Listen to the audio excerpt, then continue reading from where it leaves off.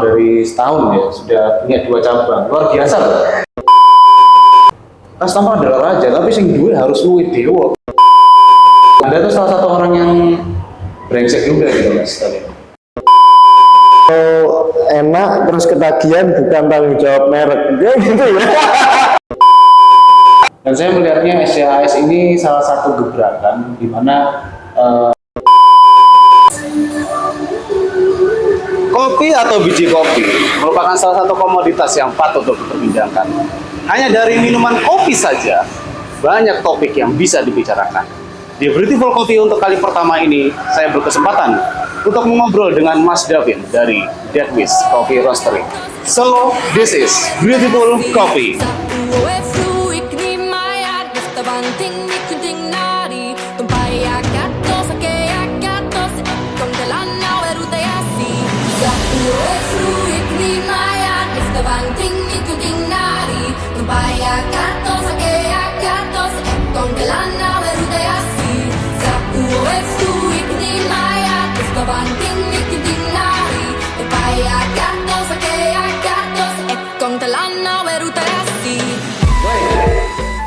Di kali pertama ini kita langsung bertemu dengan Mas Davin. Selamat sore Mas Davin. Selamat sore Mas Rati. Gimana kabarnya Mas? Luar biasa. Kabar Mas Radit gimana ini? Baik juga Mas. Kalau nggak baik nggak kesini. Alhamdulillah, luar biasa. Kalau nggak baik saya nggak akan kesini Mas. Betul, betul. Iya. Harus sehat terus. Betul, sehat terus. Oke, Mas Davin, terima kasih sudah bersedia meminjamkan tempatnya untuk podcast ini juga. Ya. Dan juga sempat disuguhi beberapa kopi juga sampai saya bawa outside ya. Iya. Lagi ngetren sekarang Mas outside itu. Betul, betul Mas. Beberapa pelanggan kita juga datang bawa outside.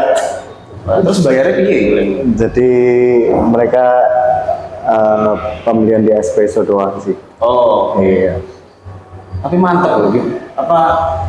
Saya pun juga keracunan tuh gara-gara istri saya juga. Istri saya itu bawa habis nyoba kopi kenangan, sebut brand aja ya. Kopi kenangan itu ditawari outside karena ada promo tuh. Dia pulang-pulang kita coba dong buatin kopi susu pakai outside. Akhirnya beli, coba, nggak pakai gula itu bilangnya udah manis. Iya. Manis nggak pahit, padahal nggak pakai gula loh. Biasanya kan kalau misalkan dengan susu yang lain itu masih ada bitternya sedikit. Iya. Apalagi kalau misalkan pakai susu yang ada itu masih paling terasa. Itu yang di notice. Tapi kalau dengan yang outside ini enggak. Ya. Ya kopi mewah lah, susu mewah lah. Iya. Dan kebetulan yang di rumah saya itu juga pakai Arcadia brand. Wah, gitu. Siap. Tapi keluarga cocok ya. Cocok. Siap. Terima kasih Mas. Ya. Mas, boleh nggak cerita tentang sejarahnya Dead Wish itu gimana? Sejarah. Jadi sebelumnya kita berangkat awal pertama kali kalau Dead Wish itu dari roastery mungkin keliling. Waktu itu zaman ngopi di Kia-Kia. Ngopi di Kia-Kia. Ya, itu kita tergabung jadi satu, beberapa roastery mendirikan stand food di Kia-Kia. Awalnya kita enggak memikirkan untuk punya kafe. Terus pada akhirnya kita jalan jualan beans. So ada suatu titik di mana keluarga menawarin tempat, mau ndak buka kafe. Awalnya sih kalau dari aku sendiri nolak Mas. Soalnya diapa-apain mungkin kita ngerti sendiri lah usaha kafe ini 24 kali 7. Apa 24 kali 7? Dalam seminggu itu kita hidup sudah serasa di kafe terus. Oh, 24/7. Apalagi coffee shop yang awal-awal masih butuh banyak dibimbing, itu kayak ibarat batita lah. Mungkin Mas Radit waktu punya anak pertama mungkin waduh luar biasa, kita perlu maintain, perlu ya segala sesuatu itu lebih detail. Beda sama beberapa coffee shop yang memang dia sudah punya modal besar, punya tim luar biasa, ya lebih mudah. Memang, tapi bukan lebih mudah dalam artian gimana ya, tetap setiap kondisi pasti punya tantangan masing-masing. Betul. Tapi juga ada di rumah kan ya depresinya. Betul. Setelah saya buka yang sini, Goma itu sebenarnya udah buka setahun yang lalu. Oh, jadi bukan baru ini. Bukan, tapi kepemilikan adik sepupu saya. Pada akhirnya waktu itu dia sama temannya. Terus ada satu dan dua hal, akhirnya memutuskan untuk sendiri-sendiri.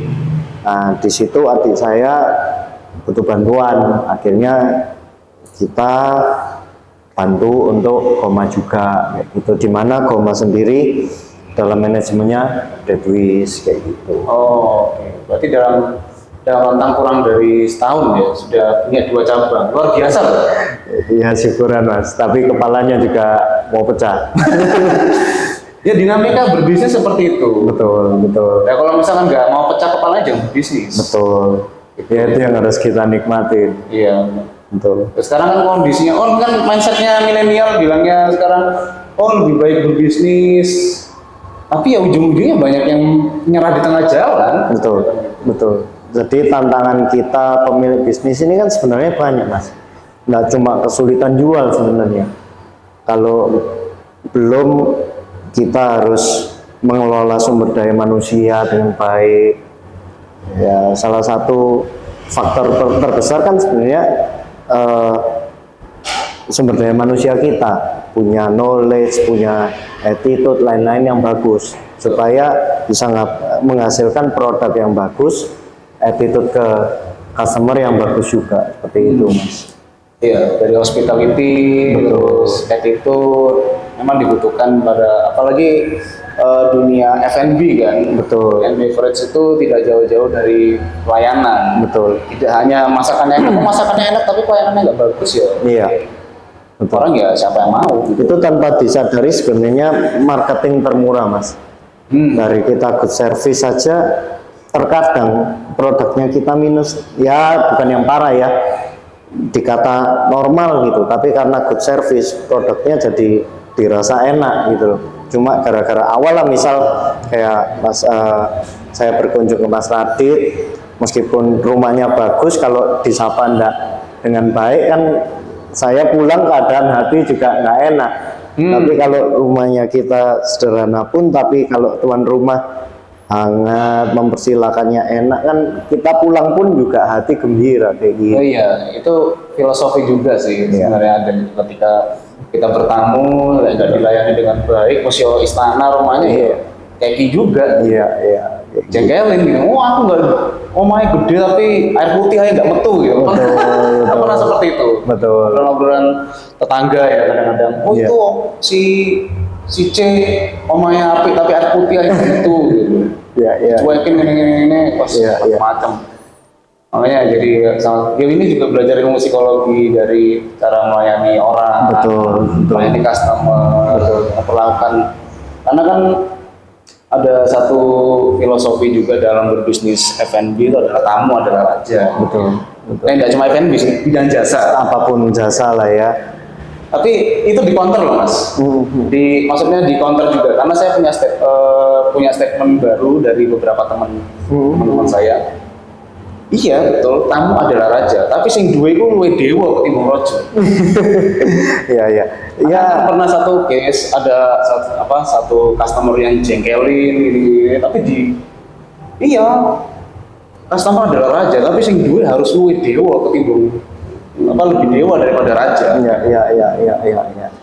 Itu yang idealis ya. Betul. Idealis. Tapi ya yang saya herannya dengan keluar statement itu ya customernya yang tadinya betul-betul jengkelin, tapi akhirnya dia bisa mengikuti alurnya. Betul. Itu yang susah. Betul. Para pebisnis idealis. Betul. Ya semua pasti ada tekniknya masing-masing. Ya punya taste sendiri-sendiri lah setiap kedai ya. Karena saya pernah memberitahu itu ke beberapa rekan-rekan saya juga, nggak berani. Ya karena ya takut hilang customernya lah misalnya kayak gini. Iya. Dalam artian pasti mereka pun yang berkata customer adalah raja, mereka juga punya SOP pribadi terhadap servisnya mereka ya. Kalau kita berkata dalam servis ya, jadi bukan dengan customer itu raja terus semena-mena ya enggak. Cuma kan datang good service itu paling enggak kan tegur, sapa, salam, senyum. Udah. Iya Gitu. semua bidang jasa ya. Iya, kayak gitu Mas. Luar biasa Mas. Anda setahun sudah punya 2 coffee shop. Saya dengar nambah 3 tapi ternyata udah diklarifikasi enggak. Enggak Mas.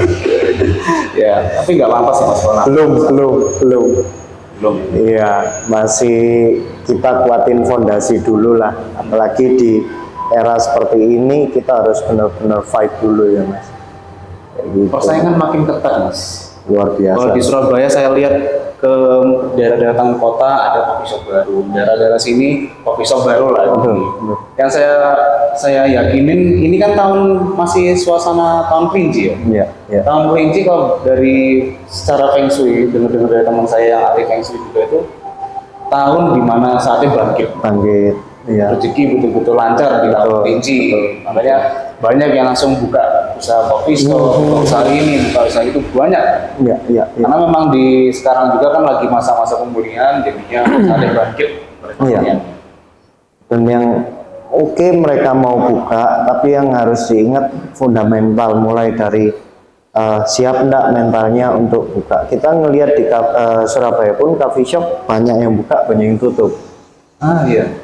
Nah, jadi kebanyakan orang kan dimana kita bisnis ini seperti ada gula ada semut. Dimana misal yang rame nanti pisang goreng, pada buka pisang goreng nanti dimodifikasi apa, zamannya coffee shop langsung merajalela coffee shop, kan seperti itu Mas. Dan yang akan bertahan ya yang punya identitas, dalam artian entah itu identitas misalnya, aku ingat Mas Radit karena pembrewer semangat terus mau dalam artian mau belajar suatu nyeduh, nggak tanya ke satu orang doang, diklarifikasi ke banyak orang ya kan, kayak gitu. Cuma akhirnya Mas Radit kan juga ambil bukan ini yang selalu bagus, ini yang selalu jelek kan, enggak. Dari situ Mas Radit filter, kira-kira si contoh Tetsu kayak gini, nanti si siapa kayak gini. Kan kayak branding image-nya Mas Radit gimana, contoh kayak coffee shop ya gitu juga, branding image-nya mau ke arah mana, mau ke arah mewah tapi ya berapa duit, mau ke arah kekeluargaan ya sudah suruh good service. Tapi dari beberapa kali kita ngobrol sama Mas Gavin, saya ngobrol sama Mas Gavin lah kita ya. Iya. Saya ngobrol sama Mas Gavin itu memang kalau dari segi untuk buka usaha ya seperti ini, realistisnya memang harus seperti itu. Betul. Nah, sekarang mau gimana? Kalau misalkan terlalu idealis ya juga kacau. Betul. Tapi terlalu murah pun juga ya sorot. Betul. Kita kan harus berada di tengah-tengahnya supaya itu bisa berjalan dengan lancar kan. Betul. Jadi idealis harus benar-benar punya market juga yang pecinta. Dalam artian kalau penikmat doang, dia belum tentu sampai tahu detail. Ya toh, kalau menurut saya ya. Jadi kita bisa terima barang ini, kopi ini mahal kan di saat kita benar-benar tahu asal usulnya, cara prosesnya, sampai roastingnya atau apapun lah.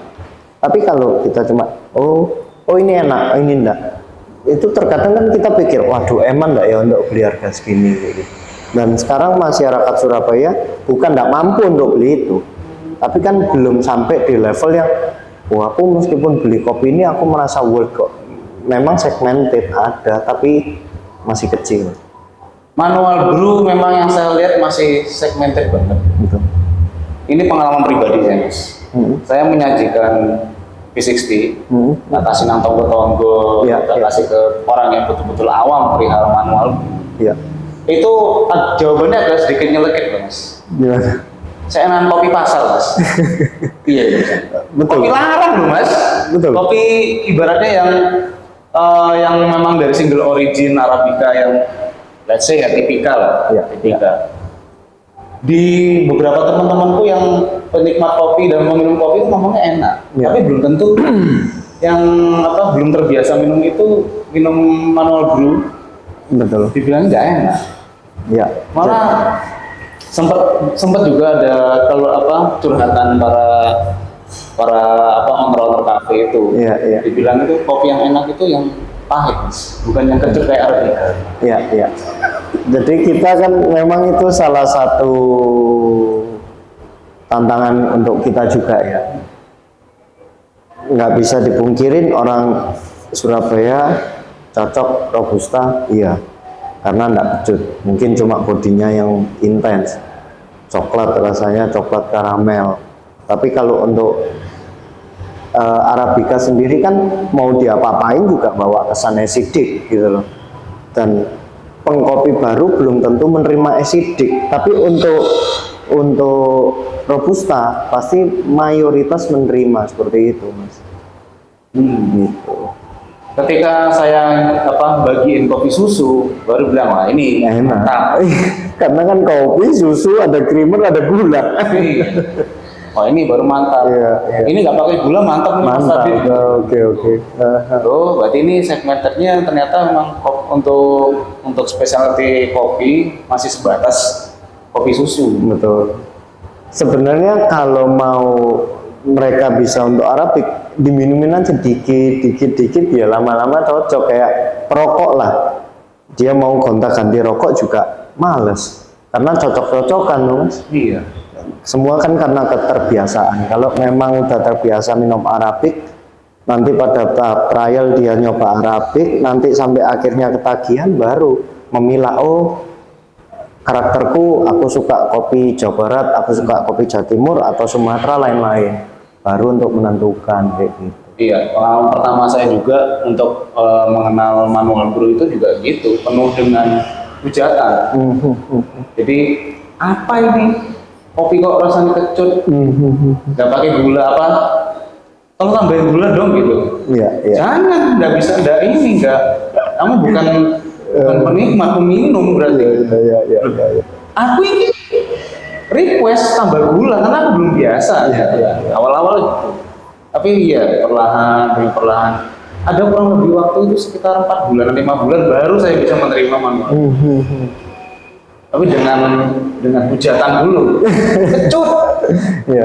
pahit, nggak ada gulanya gitu. Iya. Karena kan peralihannya kan dari sasetan langsung ke single origin. Oke. Susah Iya. bulanan baru saya bisa menerima itu. Dan Anda tuh salah satu orang yang brengsek juga gitu Mas. Karena uang jajan saya itu lari ke kopinya sampean. Iya terusannya. Waduh, kalau itu nanti saya tulisin. Kalau enak terus ketagihan bukan tanggung jawab merek, dia gitu ya. Iya, benar juga gitu. Salah satunya Anda yang bikin ngeracuni. Iya. Nomor satunya Kopin sampai Iya. gitu. Nomor 3-nya masih belum ada sih. Iya. Jauh ini baru sama Kopin sama sampean yang bisa ngeracunin saya. Iya. Aduh apa Safik itu re.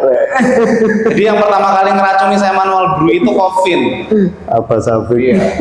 Habib Syafiq ya. Habib Muhammad Syafiq Jusmi. Aduh. Sorry ya, Fik. Iya. Ya itu, pertamanya Syafiq itu yang ngeracunin saya. Oke. Jadi teman saya itu juga satu jurusan di kuliah UPN. Sama-sama menyimpang, dia buka usaha di coffee shop. Maksudnya menyimpangnya gini ya, sarjana sipil tapi buka coffee shop. Saya kan sarjana sipil tapi pekerjaannya di bidang seni. Oke. Seni musik. Iya. Seni musik entertain, sama-sama tersesatnya. Dan Syafiq itu yang ngeracunin saya kopi ini. Nggak apa-apa, racunnya kan bagus. Nah iya sih, tapi bagus untuk yang bisnis. Karena kan duitnya masuk masuk ke kasnya masing-masing tuh. Ya kan Mas Safik ataupun kita kan memberikan produk yang sepadan. Iya.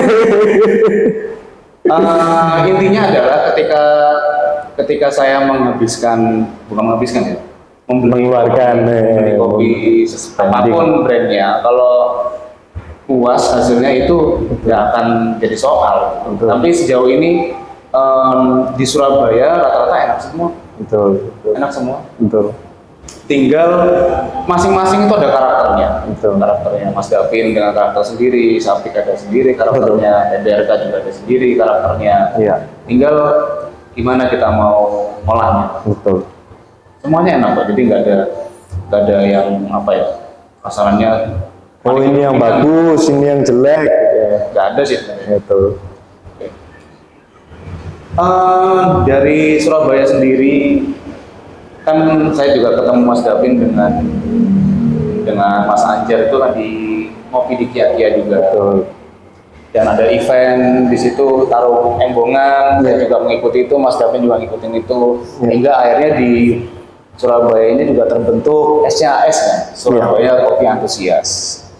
Itu dimana yang saya dengar adalah banyak teman-teman yang kerja di kafe, coffee shop, Betul. itu berkumpul jadi satu semua di situ. Betul. Mereka lagi aktifnya ketika pulang shift langsung jalan untuk planning event. Ya. Nah, salah satunya adalah Merdeka Coffee Brew yang baru diadakan sekitar tanggal 24 Agustus kemarin, tapi ini seminggu yang lalu. Tanggapannya Mas Davin bagaimana? Itu luar biasa menurut saya Mas.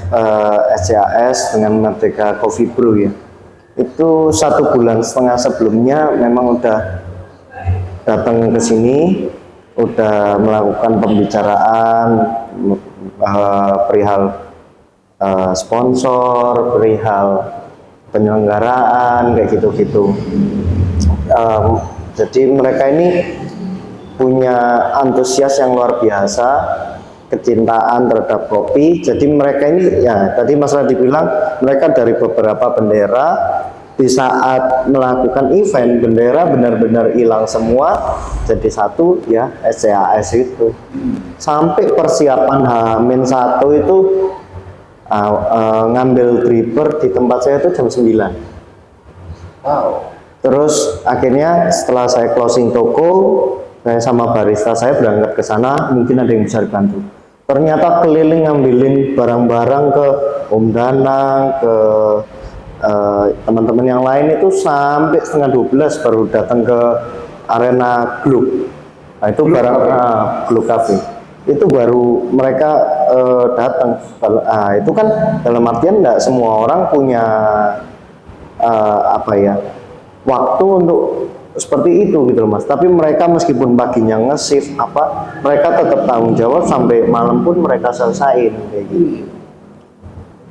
Dan saya melihatnya SCAS ini salah satu gebrakan di mana kalau di Jawa Timur ya Mas Davin tahu sendiri.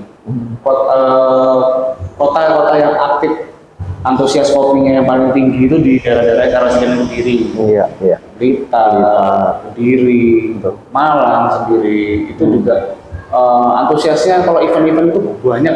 Luar biasa. Biasanya hampir setiap bulan itu ada eventnya. Cuma kalau di Surabaya ini kan menurut pandangan saya Mas David, Iya. baru mulai aktif itu pada saat Kia-Kia. Tapi apakah sebelum taruh embongan itu ada event-event seperti itu? Sebenarnya kalau dibilang kalau sepengetahuan saya Mas ya, Surabaya pun ini sering, cuma kan kita mulai dari tahun 2020 ya, Corona awal-awal ya. Itu kan memang benar-benar kita nggak bisa ngadain event apa-apa. Jadi waktu itu setahu saya ya, waktu itu saya punya kedai 730, kita berani ngadain acara latte art competition, itu pun juga nggak berani yang benar-benar terlalu open, karena jam 10:30, jam 10 polisi selalu lewat. Jadi kebetulan waktu itu coffee shopnya gabung bengkel, luasannya 1000, jadi lombanya kita taruh di samping. Nah, pintu depannya bengkel kan pasti tinggi, jadi di saat memang lomba gerbangnya kita tutup. Jadi menurut saya Surabaya juga ini mulai pelan-pelan ya, beberapa coffee shop kan juga sudah melakukan nyelenggarain event ya. Tapi kalau yang perlu disorot adalah komunitas harus tetap punya keinginan antara satu sama lain ini berkembang untuk komunitas di Surabaya. Contoh kayak di Blitar benar-benar perselisihan pasti ada. Tapi yang terpenting gimana kayak kita sendiri ngakuin di Blitar aktifnya dunia kopi gimana, ya kan? Sampai ada Soekarno, ya toh, itu juga luar biasa lah menurut saya. Ya contoh kayak Avan, Mas Den itu kan semangatnya luar biasa itu. Karena itu tadi sepengetahuan saya juga yang mampir di feed IG saya itu kan juga yang paling aktif memang daerah-daerah itu. Betul. Di Surabaya sendiri ya baru ini pada saat ngopi di Kia Tarung Embongan. Itu kelihatan vibes-nya lebih gede banget dibanding yang sepengetahuan saya. Betul. Walaupun ada event-event gede yang seperti di Ciputra yang leak ibaratnya yang kayak ice gitu-gitu. Yang Galaxy Mall kemarin, aku lupa ya. Di Galaxy Mall 3 itu ada, itu pun pemberitahuannya kan juga hamin berapa baru. Jadi nggak kurang terekspos dengan baik. Jadi kalau misalkan Taman Embongan kan sudah terkonsep lama dan selalu selalu mampir gitu di IG saya. Kalau yang skalanya gede-gede kan jarang gitu. Mungkin gitu sih. Jadi kesannya di Surabaya itu kayak event kopi itu kurang. Ya semoga kedepannya dalam artian karena di Surabaya kan waktu itu ketat ya Mas. Jadi coffee shop benar-benar jam 9, jam 10 udah harus tutup. Pada masa PSBB. Betul. Ini kan mulai masa dimana udah lebih pulih ya. Kita harap banyak event-event lah yang diselenggarain ya. Kayak gitu. Oke, pada saat Merdeka Kopi Brew kemarin, antusiasnya kan tinggi banget. Sampai-sampai yang tadinya saya juga mengikuti nggak bisa ikut kan. Ternyata saya pikirnya tuh malam, katanya pagi. Iya. Pesertanya bilangnya ada berapa? Ada sampai 72. Wow, mendekati 100 ya? Iya. Makanya nggak cukup kalau misalkan betul. Kalau dari sore atau siang nggak cukup. Dan itu aja karena jurinya kan harus nyobain satu persatu. Juri juga lambungnya harus kuat. Nah kan butuh istirahat juga kayak gitu. Itu unik Mas. Makanya saya sempat tertarik ngikutin itu gara-gara informasi awalnya kan pertamanya kompulsori. Betul. Terus throwdown juri. Wah, ini kesempatan. Karena waktu itu pas saya mengikuti kompetisi kopi yang throwdown juri di House of Moro. Iya. Itu goal saya itu enggak muluk-muluk Mas. Yang penting kopiku dipilih. Iya. Dipilih sama juri. Jangan sampai nggak dipilih. Misalnya 3 orang nih. Oh 2 lawan 1. Ya udah lah. Nggak ada yang pilih. Iya. Jangan sampai nggak kepilih semua gitu. Iya. Itu kalau kopi ini nggak dipilih kan berarti waduh. Iya. Iki berarti ada yang salah dengan seduhan saya. Betul. Nah, mana ada yang milih. Nah, harapannya ketika setelah mengikuti House of Moro itu nyambung di Merdeka Kopi Brew. Ternyata ada something nggak bisa dari pagi kan. Iya. Dari pagi. Dan uniknya lagi mereka semifinalnya open service. Open service. Itu. Ya, jadi mulai dari ya contoh kita ngikutin lomba. Kalau throwdown juga penilaian dari juri kan kita bisa tahu. Oh, berarti seduhanku ini kalau jurinya sudah bagus ya. Nah, kayak contoh kemarin kan bagus, ada Kogris, ada Mas Dep, ada Mbak Titi, ada Mas Afik, ada Pak Men, ada siapa? Satu lagi